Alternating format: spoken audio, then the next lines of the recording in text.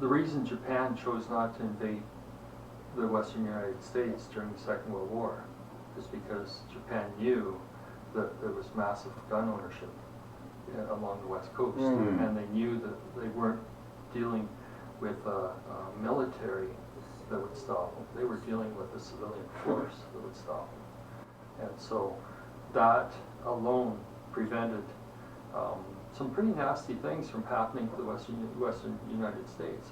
Japan was in a position to actually pursue landing on the western coast of the U.S., but they felt it was more advantageous to go south and into China. So I recall that the Japanese, the military leadership at the time, they were quoted as saying something like they wouldn't attempt invading on land the United States on the west coast because there'd be a gun behind every blade of grass. That was a quote. It's like kicking a porcupine, only a lot worse. But from a military perspective, that's what it'd be like. Is, kicking a porcupine. They could probably overwhelm the civilian population, but it would come at a very high cost. Is this something in your mind when you're as a gun owner, is a possibility of defending yourself against a foreign attack? Being so much inland? Have you ever watched Red Dawn? No, I haven't. I've heard of it. Well... The original version really opened my eyes. The mainland, like central U.S. was being overwhelmed by communist forces. Mm-hmm. And the first thing they did after they took control of the area is they went to the gun registry and they isolated everyone that owned guns. And they either had to cough up the guns or face execution. So, hence, I understand, if anyone's watched that movie, I would understand why they would hesitate to register any guns. Yes, that was in the movie. That wasn't even registration as such, but in a similar vein though, in the United States, when you buy a gun from a dealer, you fill out form 4473, and that is kept as a record for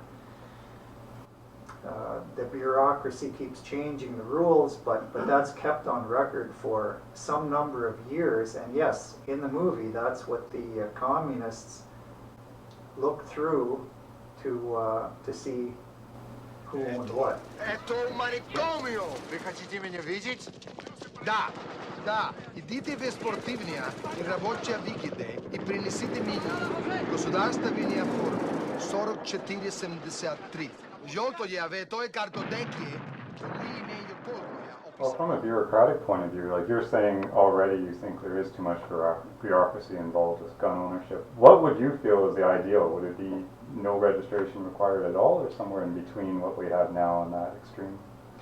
There's,